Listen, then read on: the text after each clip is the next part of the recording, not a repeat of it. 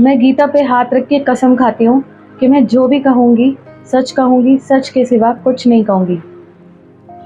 पर मैं कहने क्या वाली हूँ? मैं कहने वाली हूँ कि ये वीडियो लंबी होने वाली है, इसलिए इस वीडियो को बिना स्किप किए अंत तक देखना। बहुत ही इम्पोर्टेंट वीडियो है और बहुत ही अच्छी इन्फॉर्मेशन आपको इस वीडियो से मिलने वाली है। हरे कृष्णा, ऑफरिंग टू कृष्णा में आप सभी का स्वागत है। मैं हूँ कविता। आज हम इस वीडियो में बात करने वाले हैं एकादशी से रिलेटेड सब कुछ। आप चाहे इस्कॉन के सदस्य हैं या नहीं हैं, लेकिन अगर आप एकादशी रखते हैं या रखना चाहते हैं तो आज मैं इस वीडियो में एकादशी के बारे में आपको सब कुछ बताने वाली हूँ। तो वीडियो पे आगे बढ़ने से पहले अगर आप मेरे चैनल पर नए हैं तो मेरे चैनल को सब्सक्राइब कर लीजिए और बेल बटन दबा दीजिएगा। चलिए चलते हैं अभी वीडियो की तरफ। कृष्णा कृष्णा हरे हरे, हरे राम राम राम हरे हरे। तो सबसे पहले क्वेश्चन आता है, एकादशी क्या है? एकादशी महीने में 2 बार पड़ती है, यानी कि साल में 24 बार पड़ती है और ये 2 तरीके से आती है। एक कृष्ण पक्ष की होती है, एक शुक्ल पक्ष की होती है। शुक्ल पक्ष का मतलब है जब चंद्रमा पूर्णिमा की तरफ जा रहा है और कृष्ण पक्ष का मतलब है जब पूर्णिमा से अमावस्या की तरफ जा रहा है। ये 15 दिन की काल गणना होती है और जो इसमें 11वां दिन पड़ता है उसे एकादशी कहते हैं। अगला क्वेश्चन आता है, एकादशी कौन है? आप सोचेंगे एकादशी कौन है, ऐसा कैसे हो सकता है? जी हाँ, ये पॉसिबल है, क्योंकि क्या होता है कि भगवान के घर में, भगवान के धाम में आप जितने भी महीने देखते हैं, दिन देखते हैं, ऋतु देखते हैं, मौसम देखते हैं या कोई भी चीज़ ऐसी देखते हैं, उनका एक पर्सोनिफाइड डिटीज होते हैं, वो उनका एक वास्तविक स्वरूप होता है। तो इसी तरीके से एकादशी भी जो है उनका एक वास्तविक स्वरूप है। तो इसकी कथा कुछ इस तरीके से है कि एक बार क्या हुआ था कि एक मुर नाम का राक्षस था जो सारे देवताओं को हरा देता था हमेशा। तो एक विशेष कुछ युद्ध आया था, उसमें उसने सभी देवताओं को हरा दिया। तो सारे देवता जो थे वो भगवान विष्णु के पास पहुंचे और भगवान विष्णु से ये याचना करने लगे कि मुर नाम का जो राक्षस है वो हमेशा उन्हें हरा देता है और उन्हें बहुत परेशान करता है। तो भगवान विष्णु ने मुर नाम का जो राक्षस था उसे युद्ध करने के लिए निश्चय किया कि इससे युद्ध किया जाए। तो भगवान से वो युद्ध काफ़ी समय तक करता रहा, लेकिन अंत में जब उसे लगा ना कि भगवान विष्णु उसके ऊपर अब हावी होने लगे हैं एक समय के बाद, तो वो अपनी जान बचाकर भागने लगा और भागते भागते उसने जान बचा ली। तो भगवान विष्णु ने जब देखा कि वो भाग के चला गया है, तो भगवान ने क्या किया कि भगवान बद्रिका आश्रम में विश्राम करने के लिए चले गए। तो वो राक्षस ने देखा कि भगवान जो हैं वो विश्राम की अवस्था में हैं अब, तो इनके ऊपर वार किया जा सकता है। तो वो वापस भागता हुआ आया और भगवान विष्णु के ऊपर उसने वार करने की कोशिश की। मन में ईर्ष्या और द्वेष लेके बैठा हुआ था भगवान के लिए। तो जैसे ही भगवान के ऊपर वो वार करने लगा, भगवान के शरीर से एक उनकी स्वरूपा शक्ति प्रकट हुई। तो जैसे वो शक्ति स्त्री स्वरूप में प्रकट हुई, उन्होंने हुंकार भरी बहुत जोर से, और जैसे ही ललकार कर युद्ध के लिए राक्षस को उन्होंने हुंकार भरी, तो राक्षस का वहीं पे अंत हो गया, वो राक्षस वहीं मर गया। तब भगवान ने आंखें खोली और आंखें खोली तो देखा कि सामने एक देवी खड़ी थी। तो वो देवी ने बोला कि प्रभु, मैं आपके ही शरीर से प्रकट हुई हूँ और इस मुर नाम के राक्षस का मैंने वध करा है, इस मुर नाम के राक्षस का मैंने अंत करा है। तो भगवान जो थे वो बहुत प्रसन्न हुए इस बात से, इस सेवा से उनकी। तो भगवान ने उनसे बोला कि देवी, आप क्या चाहती हैं मुझसे? आप मुझसे जो चाहे वो मांग सकती हैं। और हम सभी को पता है कि हमारे भगवान, हमारे कृष्णा, हमारे विष्णु कितने दयालु हैं, कितने कृपालु हैं, कि इस सेवा से प्रसन्न होकर उन्होंने उनसे कुछ मांगने के लिए कहा।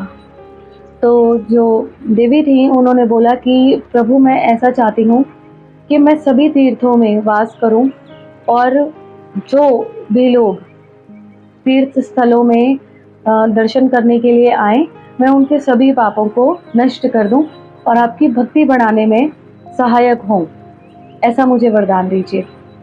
तो भगवान ने उन्हें तथास्तु कह दिया।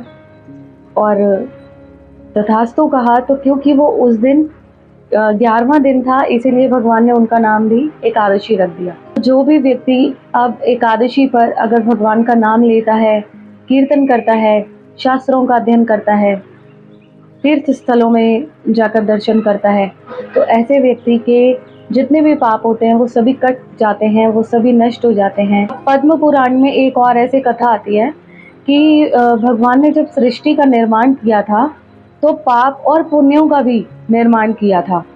अब जैसा कि मैंने अभी आपको बताया कि पाप और पुण्यों का भी एक पर्सोनिफाइड मतलब उनके डिटीज हैं, एक उनका भी स्वरूप है, वास्तविक स्वरूप है, वो एक व्यक्ति के रूप में जाने जाते हैं। तो इसी तरीके से पाप और पुण्य जब बनाए गए थे तो उनका भी एक वास्तविक स्वरूप है। तो क्या हुआ था कि भगवान ने ना जब सृष्टि बनाई तो देखा कि सारे ही लोग पाप करते करते यमराज के पास पहुंच रहे हैं, यमलोक में पहुंच रहे हैं। तो भगवान ने ये सोचा कि सृष्टि का निर्माण इसके लिए तो मैंने नहीं किया था कि सभी लोग जो हैं वो यमलोक चले जाएं, क्योंकि पाप कर रहे हैं सब लोग। तो भगवान ने पुण्यों का जो रास्ता था वो एकादशी के द्वारा खोल दिया कि एकादशी का व्रत रखेंगे सब, तो वो भक्ति में आगे बढ़ेंगे और पाप कर्म उनके कटते चले जाएंगे। अब जो पाप थे ना वो सारे एक साथ इकट्ठे होकर ये सब चीजें देख रहे थे कि उनका जो प्रभाव है ना वो निष्क्रिय हो रहा है, क्योंकि लोग एकादशी के व्रत रख रहे हैं। तो जो सारे पाप थे वो इकट्ठे होकर भगवान के पास पहुंचे और उन्होंने बोला कि प्रभु, हम तो आप ही की वजह से प्रकट हुए हैं, आपने ही हमें उत्पन्न किया है। तो अगर इसी तरीके से सभी लोग एकादशी के व्रत रख के पापों से मुक्त हो जाएंगे तो हमारा तो जो मतलब होना है वो हमारा स्वरूप वेस्ट हो जाएगा, मतलब हमारा होना ना होना बराबर हो गया। तो हमें आपने उत्पन्न क्यों किया प्रभु, हमें क्यों प्रकट किया आपने? इस तरीके से तो हमारे जीवन का अंत हो जाएगा, तो आप हमारी सहायता कीजिए। तो करुणावश भगवान ने उनको कहा कि ठीक है, परेशान मत होइए आप लोग क्या कीजिए कि आप लोग सारे जाकर ना अन्न के अंदर छुप जाइए, अन्न में बैठ जाइए जाके आप। तो अन्न के अंदर आप जब चले जाएंगे तो अगर एकादशी वाले दिन कोई भी व्यक्ति अगर अन्न ग्रहण कर लेगा तो उसे वो सारे पाप लग जाएंगे जो कि उस अन्न के अंदर छुपे हों। अब प्रश्न ये आता है कि किस तरीके के पाप हमें लग जाएंगे। देखिए, पाप कोई भी हो, हमने किया हो या ना किया हो, हमें हर तरीके का पाप लगेगा। इसका मतलब है कि हमने गुरु की हत्या कर दी, गौ हत्या कर दी, ब्राह्मण हत्या कर दी, या गुरु की निंदा कर दी, माता पिता की निंदा कर दी, या किसी भी तरीके का कोई भी पाप, चोरी का पाप हो, झूठ बोलने का पाप हो, धोखेधड़ी का पाप हो, या कोई भी किसी भी तरीके का पाप हो, वो सारे के सारे अन्न में जाकर छुपे हुए होते हैं और वो सारे के सारे हमें किए बिना भी लग जाते हैं, क्योंकि हम एकादशी पे अन्न ग्रहण करते हैं। तो इसीलिए एकादशी पर व्रत रखना बहुत ज़रूरी होता है। अब प्रश्न ये आता है कि एकादशी कैसे रखें। एकादशी से एक दिन पहले जो दशमी पड़ती है, आप कोशिश कीजिए कि शाम को 5 बजे तक भोजन ग्रहण कर लें, खाना खा लें आप। खाना खाने के बाद अगर रात तक आपको भूख लग जाती है किसी कारणवश, तो आप उस समय फ्रूट्स खा सकते हैं, फल खा सकते हैं, लेकिन कुछ हैवी मत खाइएगा, सो दैट आपने जो भी भोजन ग्रहण किया था वो सारे अन्न आपने जो भी लिए हैं वो डाइजेस्ट हो जाएं, अच्छे से पच जाएं। अब एकादशी का जब दिन शुरू होता है तो एकादशी से आपको भगवान का ज़्यादा से ज़्यादा नाम जाप करना चाहिए। आपको इस दिन शास्त्रों का अध्ययन करना चाहिए, श्रीमद् भागवतम का आपको अध्ययन करना चाहिए, भगवत गीता का आप अध्ययन कर सकते हैं और भगवान के नाम का निरंतर आपको जाप करना है। व्यर्थ की बातों में आपको बिल्कुल भी समय वेस्ट नहीं करना है। उस दिन आप स्पेशली अपने मन को ये समझा के रखिए कि आपको भगवान के नाम का निरंतर जाप करते रहना है। आपको कोई भी व्यर्थ की बात नहीं करनी, कम बोलना है, ताकि आपका जो फोकस है वो पूरा दिन भगवान के नाम पर रहे।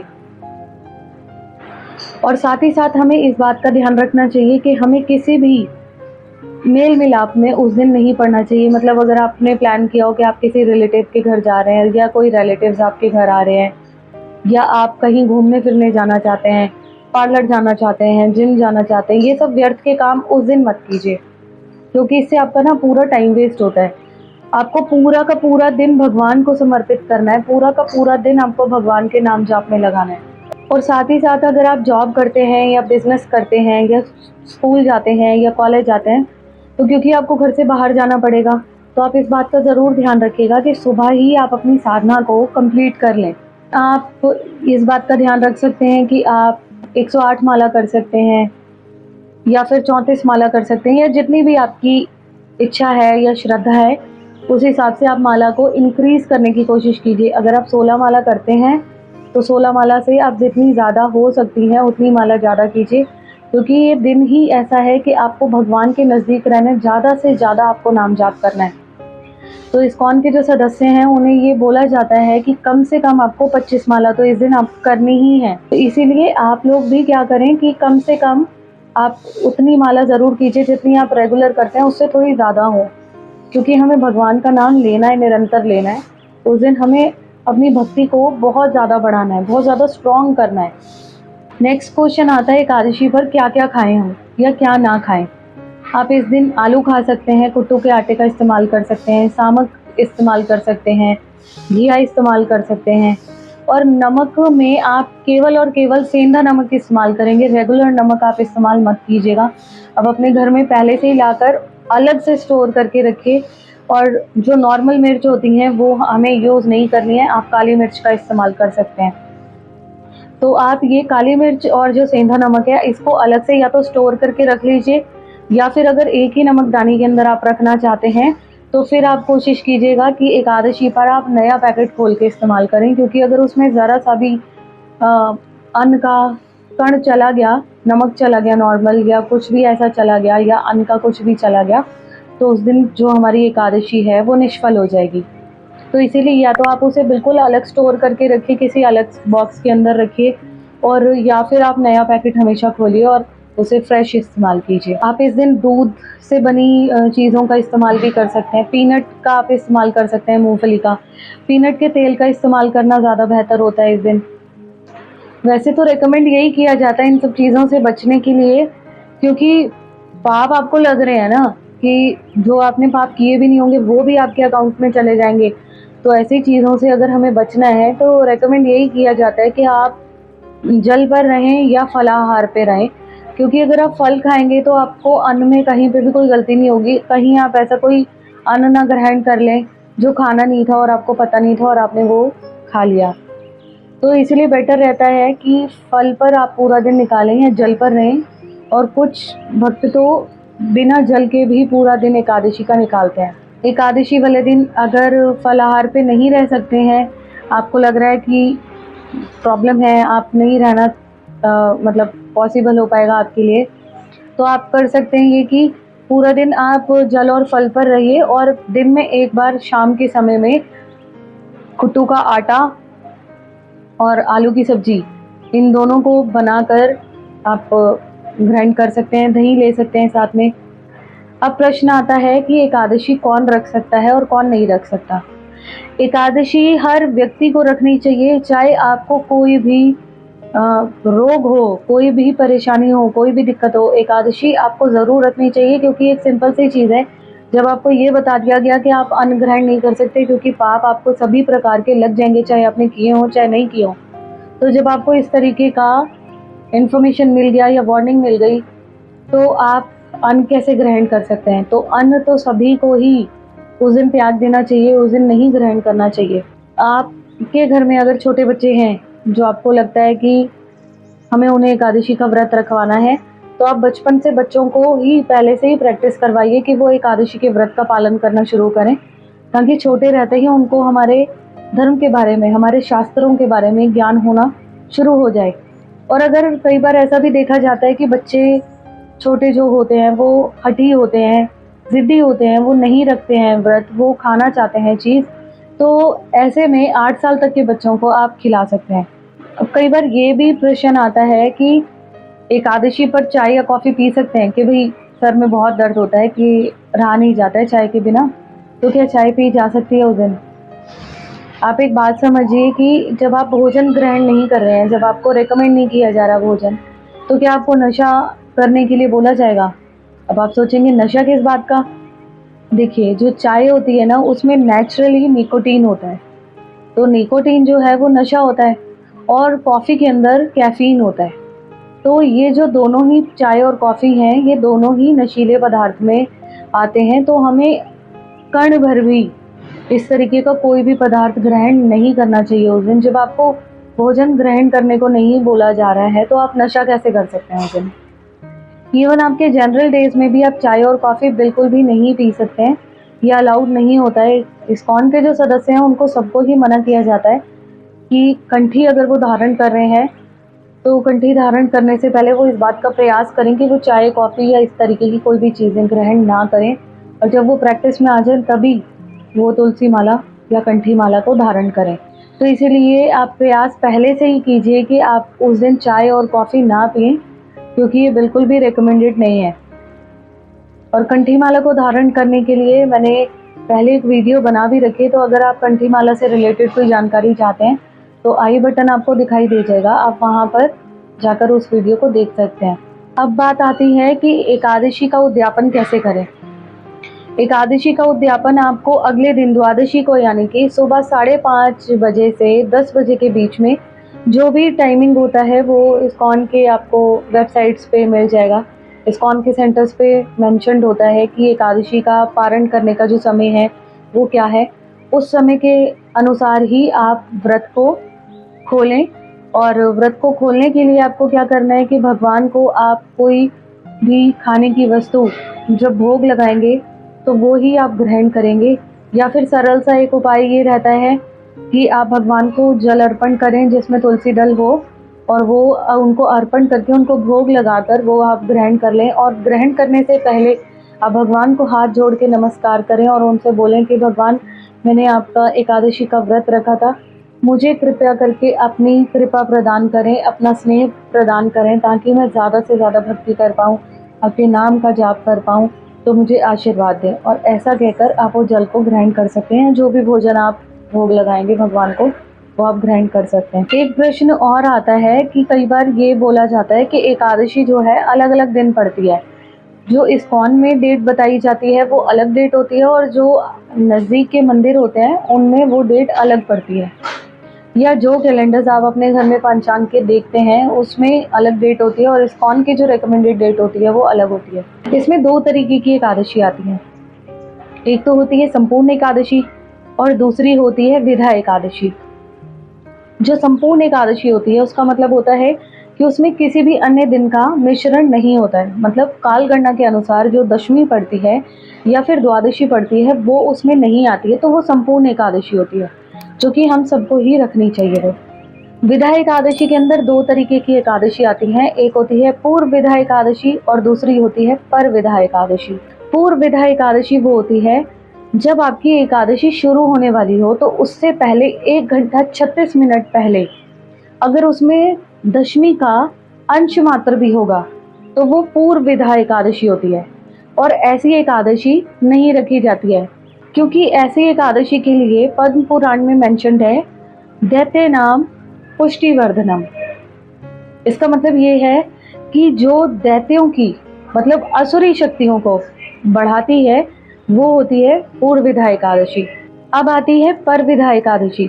पर विधा एकादशी का मतलब है वैष्णव एकादशी। इसका मतलब है कि जो द्वादशी के साथ मिलकर एकादशी पड़ती है उसे पर विधा एकादशी कहते हैं। ये एकादशी वैष्णवों के सद्गुणों को बल देती है।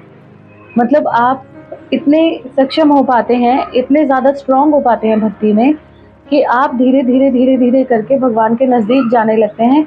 और एक बार अगर एकादशी आपने रख ली ना, तो ये आपको इतना ज़्यादा अच्छे से बूस्ट करती है कि आप भक्ति में ऑटोमेटिकली आगे बढ़ने लगते हैं। ये आप खुद ही फील कर पाएंगे जब आप एकादशी का व्रत रखेंगे। तो जो ये एकादशी होती है वो आपको बल देती है, वो शक्ति देती है, और आपको इस सब के लिए सक्षम बनाती है कि आप भगवान की भक्ति अच्छे से कर पाएँ। अब एक आती है त्रिस्पर्शा एकादशी। त्रिस्पर्शा एकादशी जो होती है वो सबसे ज़्यादा महत्वपूर्ण होती है, सबसे ज़्यादा इम्पोर्टेंट होती है। और ये एकादशी काल गणना के अनुसार कुछ इस तरीके से बैठती है कि इसमें एकादशी, द्वादशी और त्रयोदशी तीनों का ही मिश्रण होता है। तो अगर ऐसी कोई आपके जीवन काल में एकादशी आए तो इस एकादशी को ज़रूर से रखना चाहिए, क्योंकि ऐसी एकादशी में 1000 एकादशी के व्रतों को रखने का फल एक ही बार में हमें मिल जाता है। इसके अलावा आती है पांडव निर्जला एकादशी। पांडव निर्जला एकादशी अभी रिसेंटली गई है, हम सभी को पता है।